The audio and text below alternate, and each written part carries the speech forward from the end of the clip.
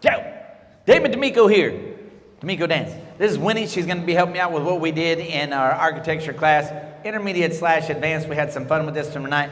So proud of you guys. Y'all looked at that. We started playing with it. You were like, oh, heck no. And then at the end, what? You're doing it to music, and all of you doing it were really well, okay? So what we ended up doing, I'll go all the way through. I always lie about that and don't do it. I'll go all the way through, then I'll talk about it. So we did a 4-count starter. 1, 2, 3, and 4. Then a 1, 2, 3, and 4, 5, and 6. Then 1, 2, 3, and 4, 5, 6, 7, 8. A 1, 2, 3, 4, 5, and 6, 7, and 8. 1 and 2, or a single step anchor on the 1. I'll do it all the way through from the other side.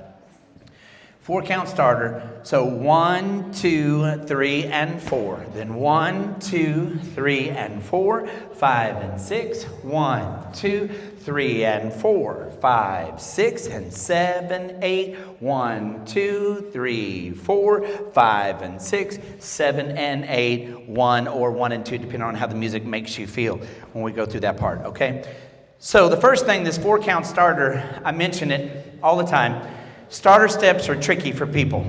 I want you leaders out there in dance land to realize that just about every dude does a different starter. So the ladies are always at a loss because we're always doing something different to them. So if you're going to do some obscure starter step, just make sure you can lead it. At least be nice to the lady and let her know what it is you want her to do. The one that I do most often, and I'll change it up based on the song and my partner, and the one I see most leaders do out there is a 4-count starter step. It's some sort of a touch step and a triple step. And there's a bunch of different starter steps out there, and again, you can use them. I'm not a big fan of triple step starter. I'm just not. I'm not a big fan of triple step starter. It's basically an old-timey East Coast swing basic that goes into West Coast swing. And it's messed up because you guys aren't actually leading the lady to do a triple, and most of the ladies you're dancing West Coast with these days does not know East Coast swing. So I like to give a touch step. So she's already standing on her left because she's aware she's got to start with her right foot. And so what I'll do is I'll shift my weight over to my right foot and slightly past, so you can see it takes her weight off her foot. Well, at the end of that, she still doesn't know what I want. So what I'll do is I'll step into her, which gets her momentum moving backwards. And then I decided to go ahead and do a little cha-cha-cha anchor. Now, I could just do a regular anchor here and send her left side back, but we lead that triple right there because it's not inherent that she would do an anchor right there. So I would have to get her onto her foot, send her back to her left, bounce her off of it, get her on her front foot, and then have her settle back to her back foot again. So you guys would actually have to lead that. And you're leading it with the underneath side of this arm. This is why the lady understands. It's because of the connection at the top of my wrist and the meat underneath the lady's arm, and that works like double-sided tape. And so that is what I'm doing to get the lady to understand. Go back, forward, and back onto the foot again. And I would just tell you that the forward part of that doesn't get the same amount of energy as the back part of that. So I almost don't even let her get on the foot, and I'm already giving her the information to get back to her foot so that she settles onto the back foot right there. So I'll go touch, step, and fake like I'm going to get her forward, and you can see that that really left her center kind of back and allowed her to get on the foot. The variation that we did tonight, we went ahead and did a cha-cha. So I went cha-cha-cha forward with my right foot, which is a very common variation for the men, making her do a chasse backwards. So this goes 1, 2, and cha-cha-cha. So my right foot is forward, and I'll bend that knee to let Winnie feel like she can load up in her left hip. I can't just make that static. And then I'm gonna use my right quad to send me away from her to get her to move through the slot. When we did this big arm side pass, I'll show you the other angle in a second, I need to make sure that I prep her really good because the prep is why she spins. So we go 1 prep or 2, and I pick up my hand and really high, and I'm going to show you this other angle of that, and let that slide from underneath her arm all the way to the wrist and then down to this connection to the hand, not until we basically get to the anchor. So from this other side where you can see it better, we finish like this. I go 1, I prep her 2. I like to keep this hand and take it down low because it signals that the lady's turning better. Again, if I'm dancing with a really experienced girl, I can do this one-handed and get her to do that all day long. If I'm dancing with a new girl, I'll probably use both hands just to make it clear that I want her to spin there. So I'll go 1, 2, As I pick this up, I immediately have that slide so she doesn't have to duck. And then I'll get back down to the hand when she does her anchor. Oftentimes you guys will stay connected to the underneath side of the lady's arm, and she has to duck that low to go under there. That's not cool, dude.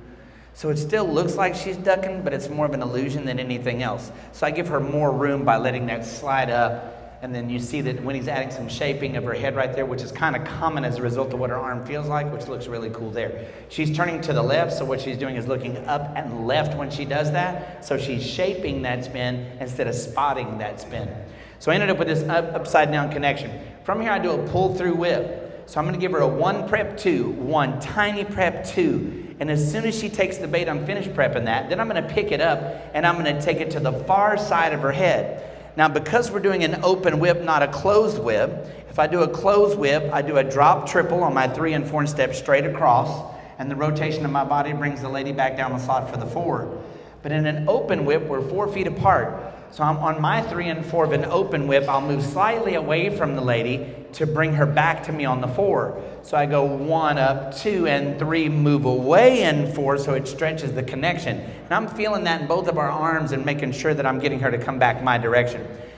I also will spend a little extra time making her move through the 4. So I noticed as I did this multiple times tonight, as I got her to the 4 and I was stepping away and across, I was pretty deliberate about making her move through the 4 to the 5, where I take this hand down, let my fingers go to the other side so my elbow slips from down to above her arm, and I pick that up for 5. She rolls out and I go, and 7. So I'm giving her a little bit of a rush there. We'll do this from this side so you can see that. So I'll go 1, 2, 3, bring her to me, take it down, 5, 6. I get her to her right foot on the 6. I'm not going to take this backwards and across her face. I'm going to take it down the slot because I want her to move away and get on the outside foot there. So don't rake it across her face and try to make her spin on the spot. I want her to roll out and be away from me. So it's really going more this way and not this way when I take it across her face over there. So this goes 1, 2, 3, and 4, 5, 6, and 7. Now, there's a lot of patterns these days where we'll stop the lady at the end of a pattern, boop, and we'll move towards her, and she doesn't go anywhere. And then newer guys get over there and they stop the lady, and then they wait too long, and now the lady wants to go somewhere, or she's thinking you're leading. So we're using the element of surprise when we make the lady stop right there to move towards her without her moving. So as she got out there on the 7, I start moving towards her. When I pick up this hand like this, I promise you that right now Winnie's thinking, he's going to spin me with that hand. So to keep her from spinning, because I want to drape this over her head, as I move towards her, I just touched her elbow. She now doesn't think she's spinning. She's a little confused, which is great because I want her to be still. And so I take this over her head. Notice that as I take it over her head, I have to move my body towards her or I can't reach. So I'm being very generous. And I also don't try to hold that hand all the way to the shoulder. As soon as it looks like I've draped it, I let it go and it finishes without so that I'm being more generous to the girl. I'll take this to the shoulder. I take this hand and I take it down in front of me. At this point, she's still confused and most guys will go spin with no notice right here. I'm going to go ahead and load her up, giving her an anchor, but I'm going to make it a rock and go. Now I could take this back and have her go anchor step, but instead I'm going to bounce her off of that foot and give her a rock and go. 5 and 6.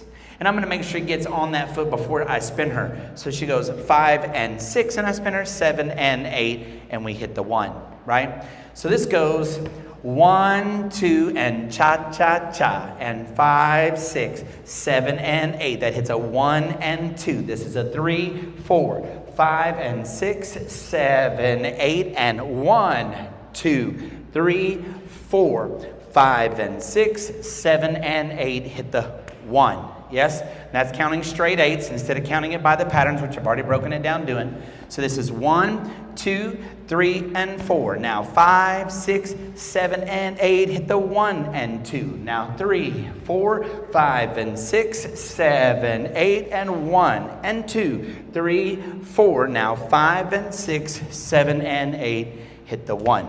Thank you so much, Winnie. Thank y'all for watching. Appreciate you.